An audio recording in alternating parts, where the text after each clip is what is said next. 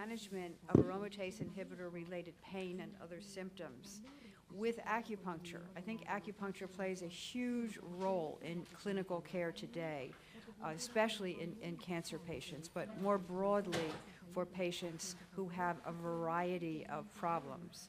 So let's start with explaining a little, for those of you who are not familiar with aromatase inhibitors, explain a little about it. Aromatase inhibitors are the main hormonal treatment for postmenopausal ER-positive breast cancer patients. And aromatase inhibitors have been very well studied, and they are known to increase survival, decrease risk of recurrence, and lower the risk of contralateral breast cancer. So you can see that aromatase inhibitors play a huge role in the treatment, care, and survival of cancer patients. Is that better? Okay. However, aromatase inhibitors, as effective as they are medically, have very serious side effects.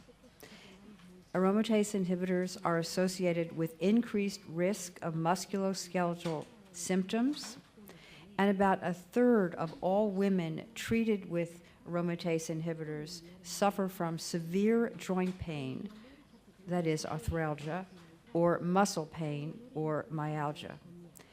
These problems are very serious, not only because they affect quality of life, they decrease quality of life, but also because they influence adherence to treatment. Sometimes the problems get so serious that patients stop taking the very treatments that can save their lives.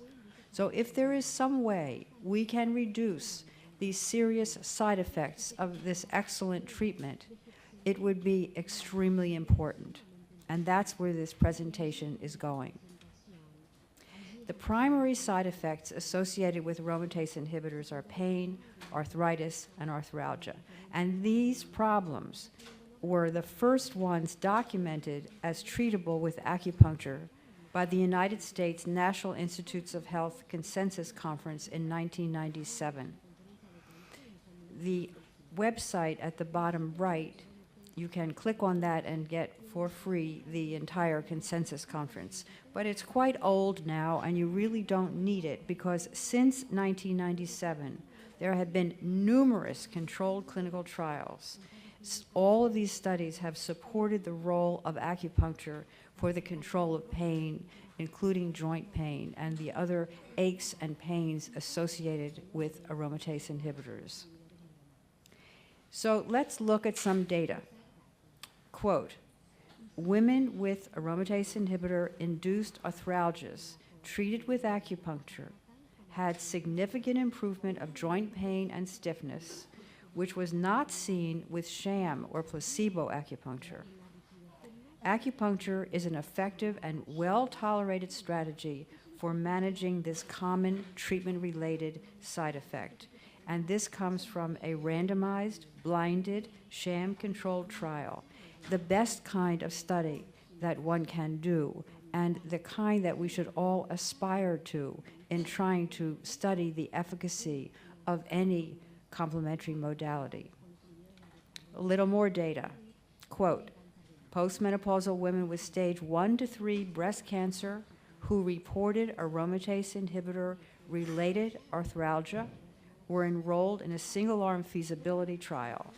Patients reported a reduction in pain severity from 5.3 to 1.9, reduction in stiffness from 6.9 to 2.4, and joint symptom interference from 4.7 to 0.8, all considered joint symptoms, that is, all patients considered their joint symptoms, quote, very much better.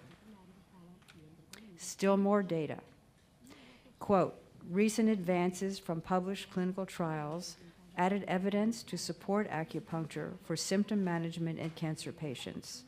Recent new developments include aromatase inhibitor-associated arthralgia in breast cancer. This comes from an overview by my friends and colleagues at the Dana-Farber Cancer Center, The paper is called Recent Advances in Oncology, Acupuncture, and Safety Considerations in Practice. These are just samples of the data and the results that are available if you go on PubMed or any other source of information about published research data. For those of you who are not that familiar with acupuncture, let's look at it a little more closely. So what is acupuncture? Well, acupuncture is something that uses, naturally, acupuncture needles. We went through this a bit previously, but let me just mention that the needle in the center with a red top is a standard acupuncture needle. The entire length of the needle is not inserted into the patient. Only a small bit, a few millimeters, goes into the patient. When we do placebo-controlled trials, we use a needle just like this. The difference is that the needle actually retracts into the red handle, so the patient can feel the needle sitting on the skin, but the needle does not go into the skin. It's important to understand that acupuncture needles are single-use, sterile, disposable, and they are filiform, which means they are not hollow, so they are very, very thin, about the width of a human hair. If you compare acupuncture needles to the blue top needle on the left, which is a standard hypodermic needle used in hospitals, you can just see by looking at the two how much thinner the acupuncture needle is.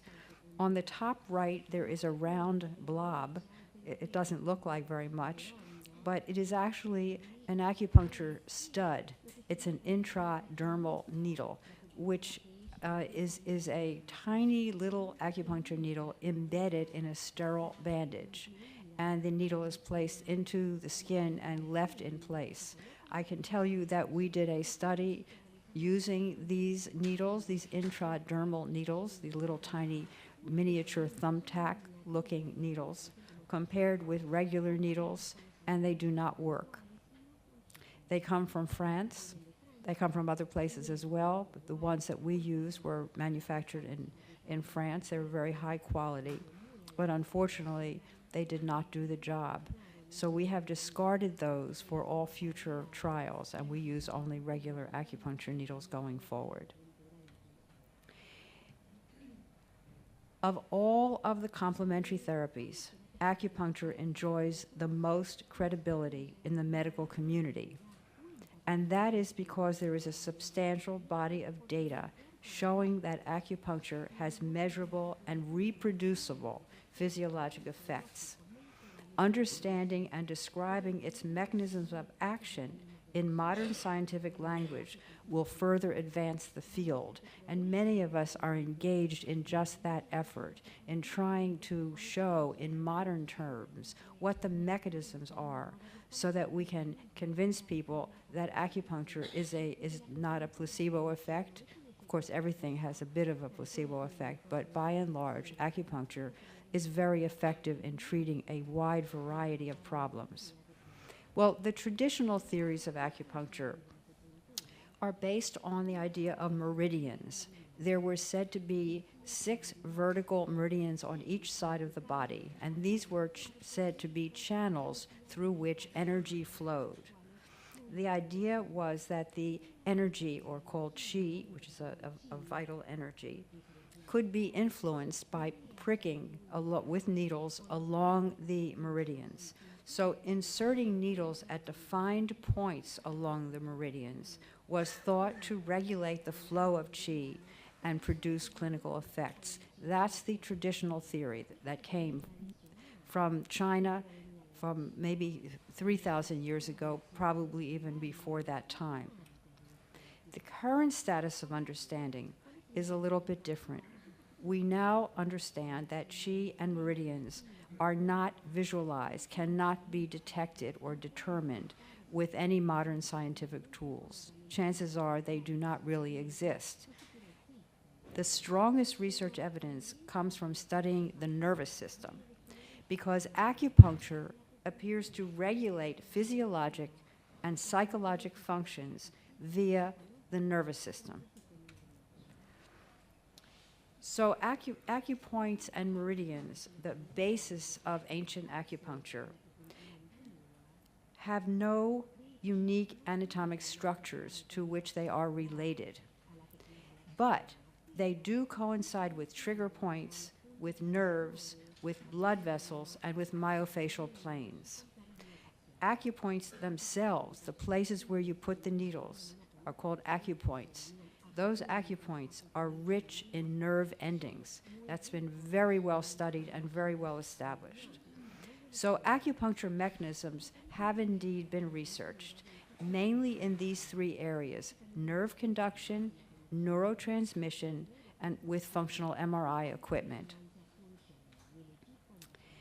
So if you look at acupuncture and nerve conduction, it is very clear that acupuncture improves nerve conduction, and adding electrical stimulation to the end of the acupuncture needle accelerates nerve repair.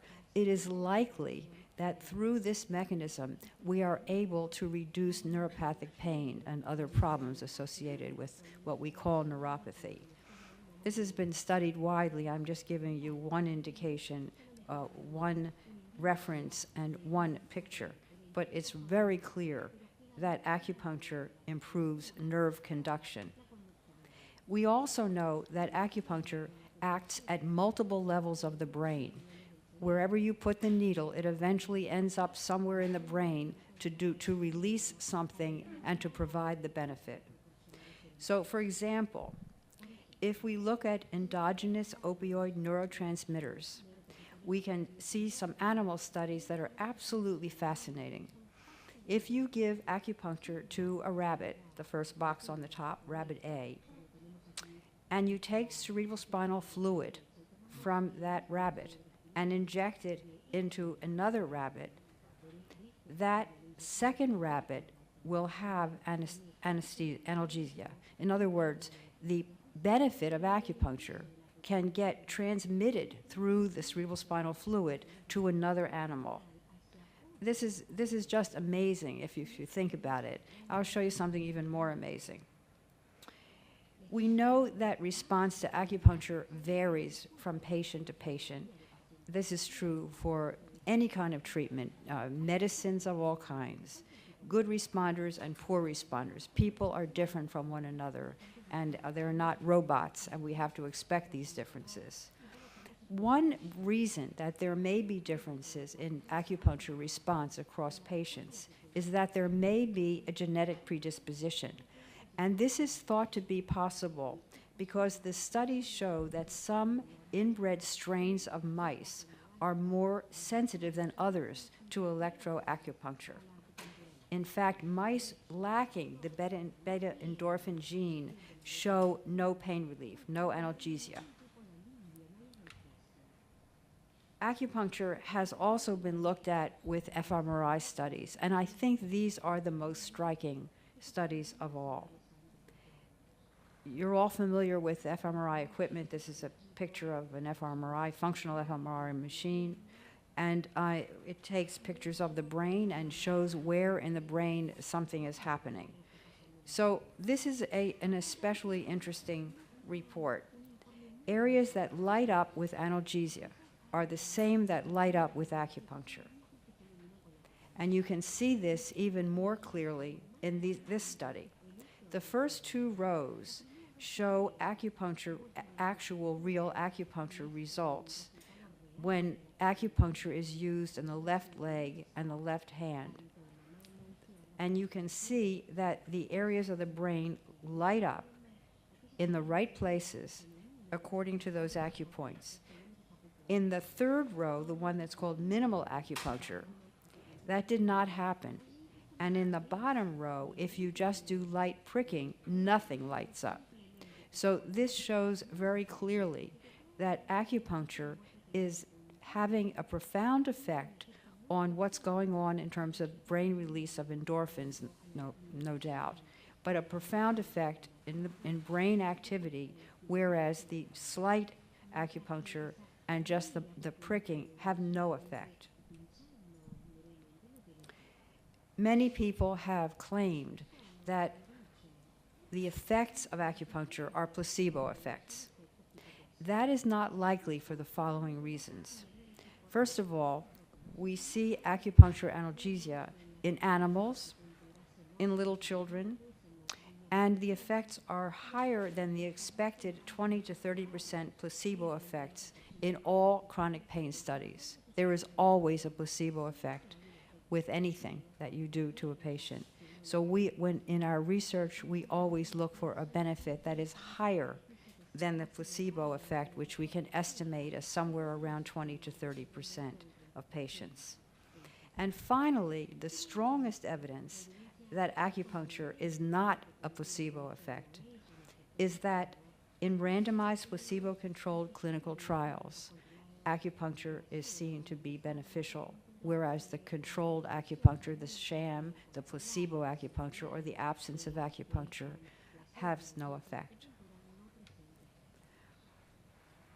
There are many studies in the literature, good studies, that show that acupuncture reduces various symptoms associated with cancer. Not only those that I described previously, in addition to pain, hot flashes, fatigue, anxiety, depression, insomnia, and so on. Acupuncture is safe with minimal side effects, and it's clinically effective for the management of these symptoms. This is a quote from Jackie Filshy, who was in London, a very senior acupuncturist and author of one of the major acupuncture textbooks in the world. And I think the important thing that's not stated in that quote, which I would like to reiterate, is that this is true. Acupuncture is safe with minimal side effects only if the acupuncture needles are sterile, single-use needles.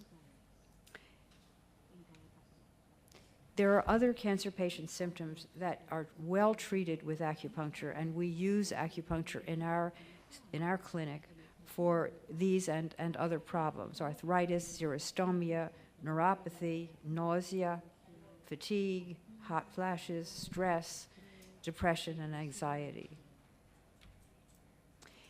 There are cautions, of course, especially for hematologic patients. When women are pregnant, we have to be extra careful. If someone has a pacemaker, we probably would not do acupuncture. If a patient is emotionally unstable, or if it's a very young patient, we would probably use acupressure rather than acupuncture. There are specific contraindications. And by the way, if any of you would like the actual full list of our cautions and contraindications, you're free to email me and I will send them to you. It's a page of more detail than is presented here. But the contraindications in our hands for acupuncture are if there is an active infection, if there's active bleeding of any kind, if there is neutropenia or thrombocytopenia. Acupuncture has been studied and found to have no effect on structural deformity, on acute trauma problems, and on dementia. So the conclusion here is that acupuncture is a safe and effective treatment for aromatase inhibitor-related pain and other symptoms. It has few, if any, negative side effects. It is inexpensive and tolerated well by people. I wish they were all here to share in this wonderful conference. Muchas gracias.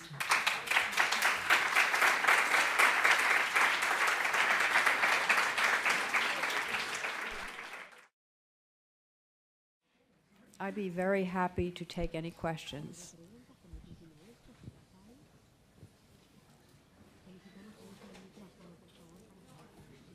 Pablo, there was a hand up over there, gentlemen.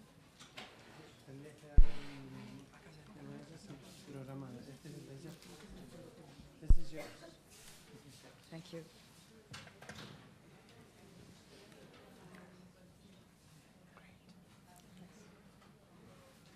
Yes. Yes, thank you.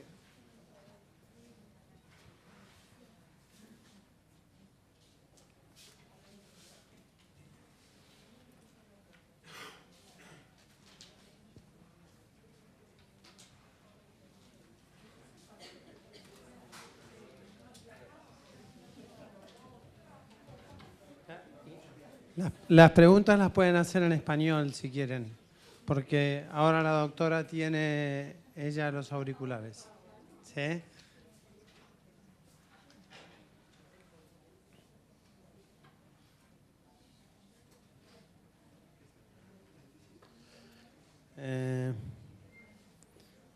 Doctor Cassileth, esta pregunta dice,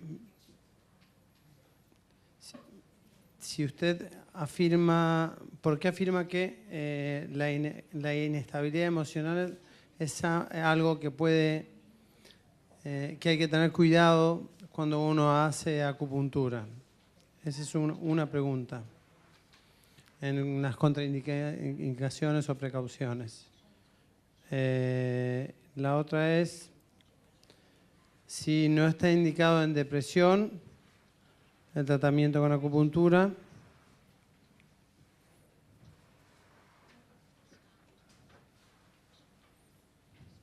No sé qué dice. You may answer the first one. La primera pregunta es, entonces, ¿por qué la precaución de acupuntura cuando el paciente está inestable emocionalmente? People who are seriously unstable emotionally, people who are psychotic, are going to have a negative reaction to anything that you do to them. And it is just a dangerous situation. We very rarely, in the cancer field, in oncology, we very rarely see patients who are that seriously mentally ill. But I would caution you to do anything with a psychotic patient. You have to take great care. They can lash out. They can increase the psychotic experience. They can bring a lawsuit against you because they can claim that the acupuncture made demons come into their heads. I mean, who knows? But it's something that we take very seriously, and so does every oncologist and every physician. You have to take extra cautions under any circumstances with any kind of treatment for such patients. And the second part of the question was depression.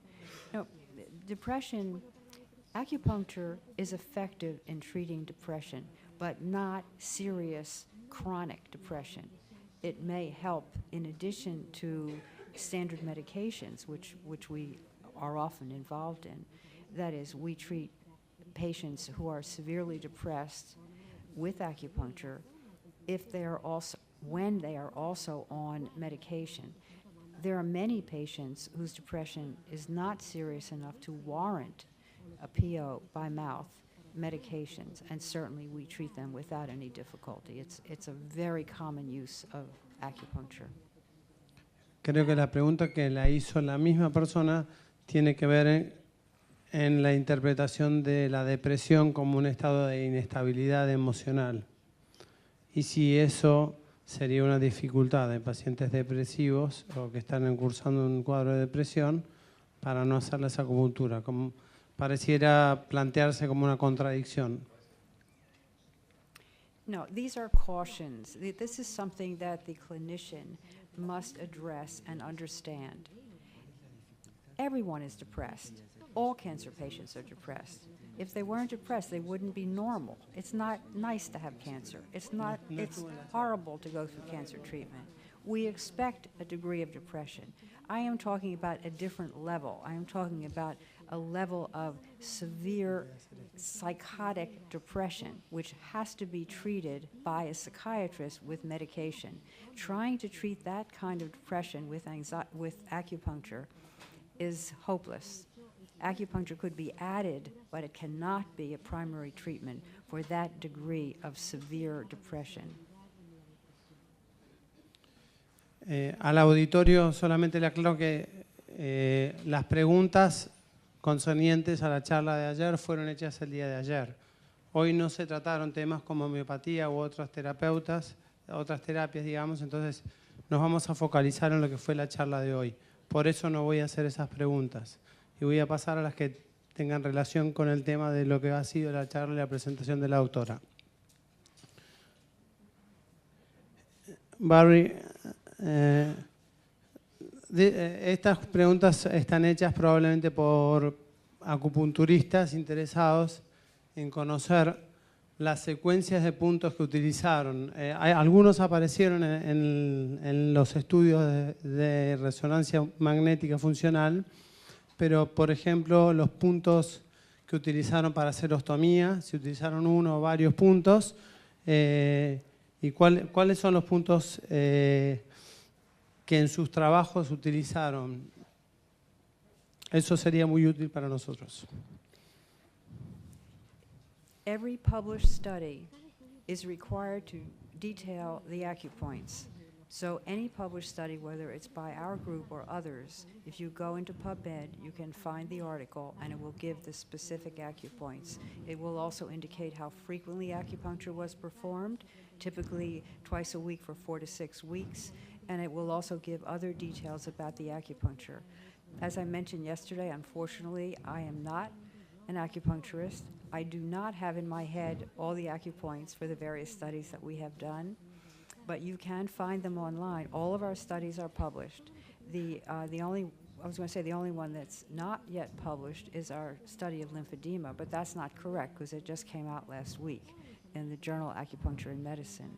So all of this information is online, and in fact, there are very strict requirements now for any paper that is submitted to a journal for publication involving acupuncture. All the points have to be listed and so on and so on. So every detail that a good acupuncturist would want to know will be included in those publications. Yo igual, como soy amigo de la gente del servicio y de los acupunturistas, puedo decirle algunos puntos. Puntualmente, el trabajo de serostomía se utilizó intestino delgado 2. Ese fue el punto que se publicó, que estudió el doctor Garrett.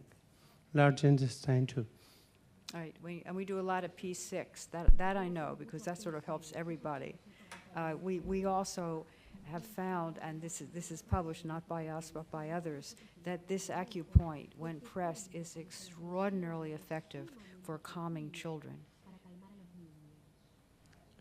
La pregunta viene en esta línea: si utilizan acupuntura en niños ustedes, en su servicio.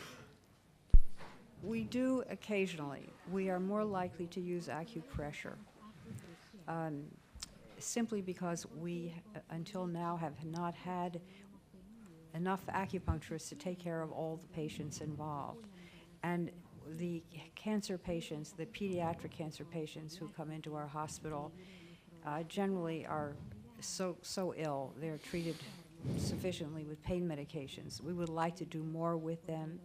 We are actually starting a special program with the pediatrics group, and we'll be doing more work with them. But acupressure, especially for the tiny children, is better than acupuncture. It's just a lot easier, and they don't have to see a needle or even feel a tiny bit of a needle. There are also other integrative medicine therapies, complementary therapies, that work very well with children. The one that we use most often is a multi-sensory intervention. It's a little hard to describe. I don't know that it has a particular name, but it's one that uses all the senses. And we use this for infants, babies in the arms, babies, and older small children as well. And it is a matter of producing sounds and using color and using motion. And what it does is to put the baby into a hypnotic trance, an infant. And they can go through the most difficult treatment and they are sound asleep and comfortable.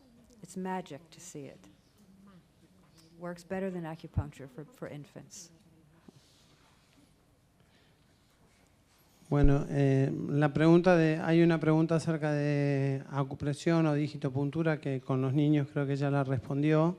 Y la última pregunta que nos quedaría sería,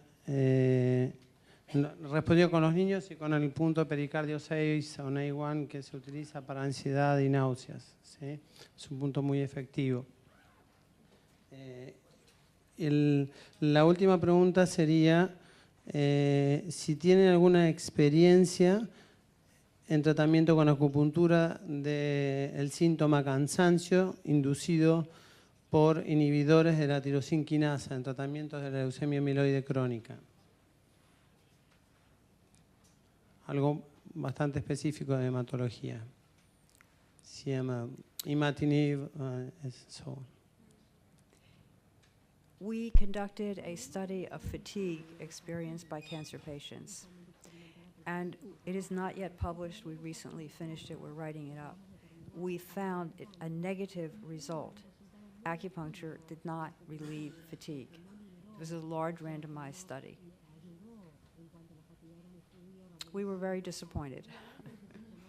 But that's what research is about. El primer estudio en fase 2 les había dado positivo de fatiga, de cansancio.